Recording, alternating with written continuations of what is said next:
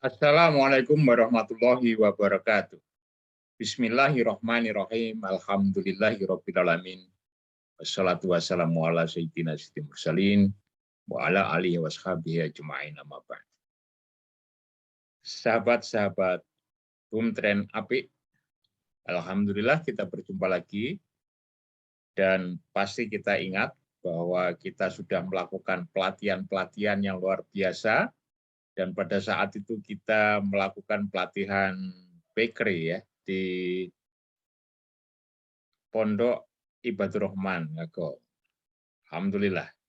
Mari kita panjatkan puji syukur kehadirat Allah Subhanahu wa taala bahwa kita selalu diberikan keberkahan, selalu diberikan keselamatan, kesejahteraan dan kita selalu bersemangat dan tentu kita selalu beriman dan bertakwa sesungguh-sungguhnya iman dan takwa.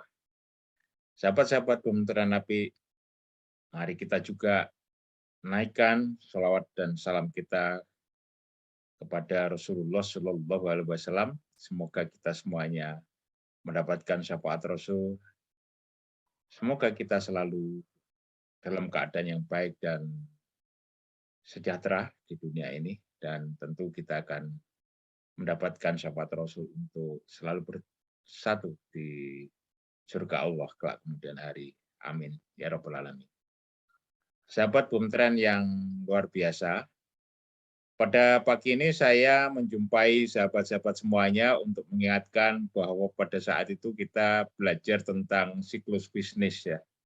Pada siklus bisnis itu kita berbicara tentang apa itu cash in, lalu kemudian pengeluaran.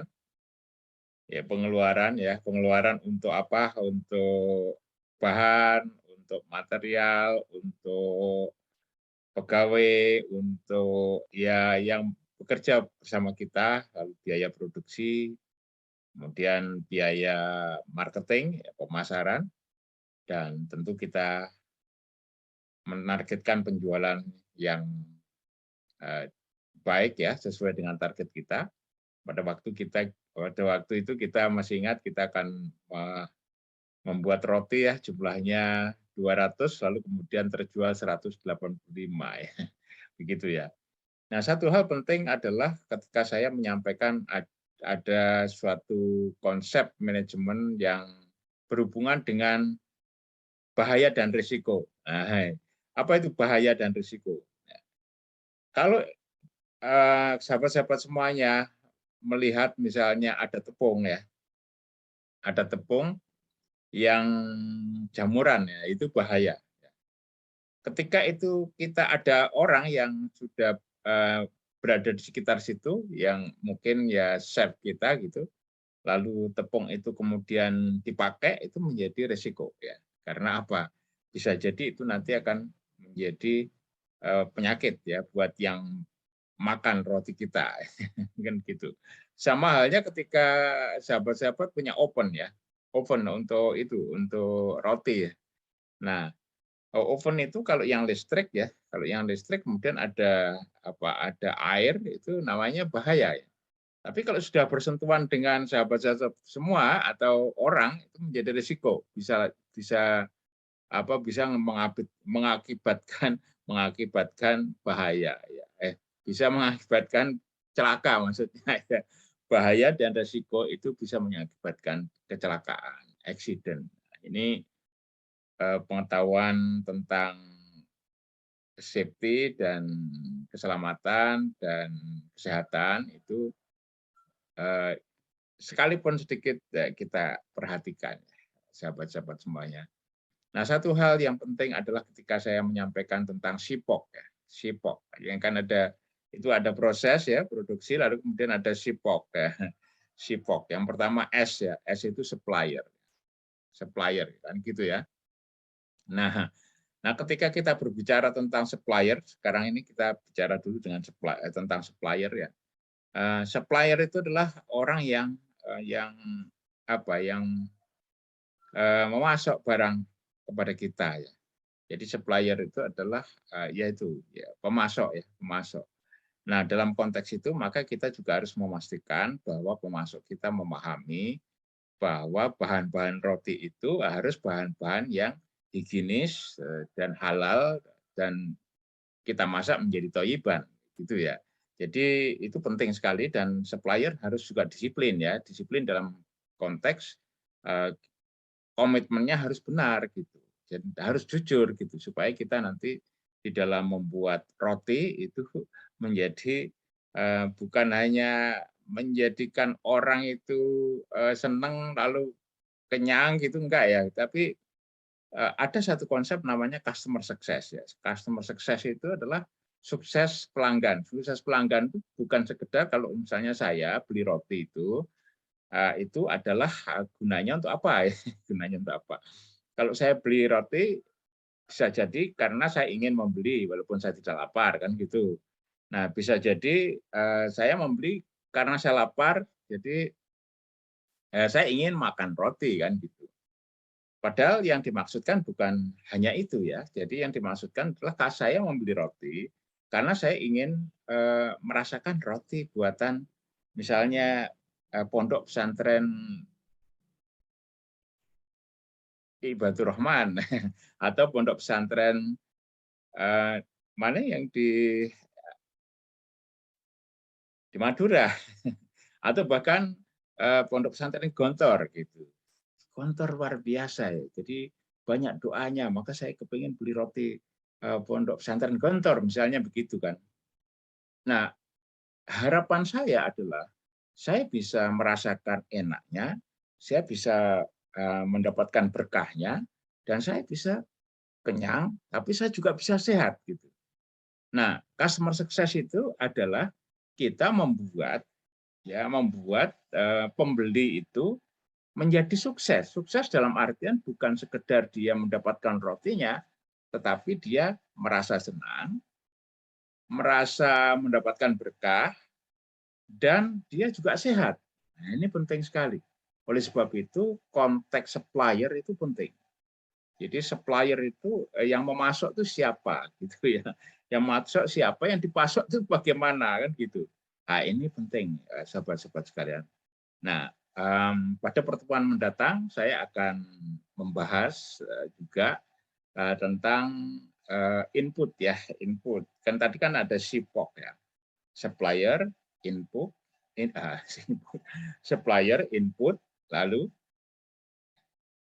proses ya, proses, lalu output, lalu customer kan begitu ya. Nah, sekarang tadi saya sudah menjelaskan tentang supplier ya. Hubungannya dengan supplier itu hubungannya dengan pertama adalah komitmen agar supplier itu atau pemasok itu mengerti tentang apa apa yang kita butuhkan, komitmen kita untuk membuat roti, rotinya itu supaya juga pembeli itu menjadi sukses, bukan sekedar puas kan, tapi sukses. Sukses dalam artian apa? Tadi contohnya adalah orang lapar membeli roti, tetapi sesungguhnya yang dia inginkan bukan dia ingin kenyang saja gitu. Dia ingin merasakan roti buatan Pondok Gontor, lalu dia ingin merasakan berkahnya. Lalu dia ingin juga kan gitu, ingin juga sehat. Nah, syukur-syukur dia mendapatkan berkah doa sehingga dia bisa menjadi lebih baik iman dan takwanya. Itu kan bisa mungkin ya. Jadi itu adalah harapan dari orang yang membeli roti. Nah, itu kita sukseskan dia harapannya.